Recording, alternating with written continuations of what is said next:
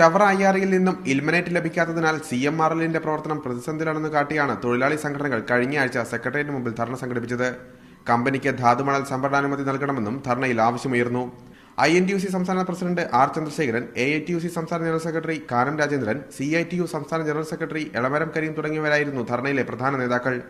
CMRLലെ തൊഴിലാളികളുടെ ജീവിത പ്രശ്നമായതിനാലാണ് സമരവേദിയിലെത്തിയതെന്നായിരുന്നു തൊഴിലാളി നേതാക്കളുടെ വാദം. എന്നാൽ പൊതുമേഖലാ സ്ഥാപനമായ ട്രാവൻകൂർ ടൈറ്റാനിയം പ്രൊഡക്ട്സിലും ഇതേ പ്രശ്നമാണുള്ളത്.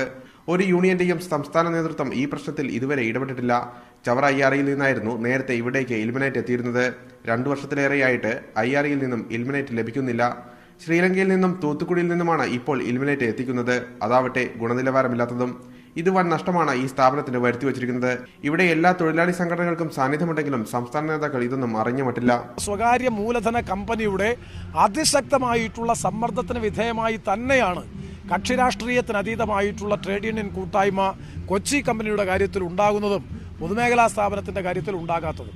700-ലധികം തൊഴിലാളികളുള്ള ട്രാവൻകൂർ ടൈറ്റാനിയം പ്രൊഡക്ട്സിന്റെ സംരക്ഷണത്തിനായി ഒരു മാർച്ച് പോലും നടത്താത്ത സംഘടനകൾ സ്വകാര്യ സ്ഥാപനത്തിനു വേണ്ടി രംഗത്തിറങ്ങിയത് വിവാദമായിട്ടുണ്ട്. വരും ദിവസങ്ങളിൽ ഇത് കൂടുതൽ ചർച്ചകൾക്ക് വഴിവെച്ചേക്കും.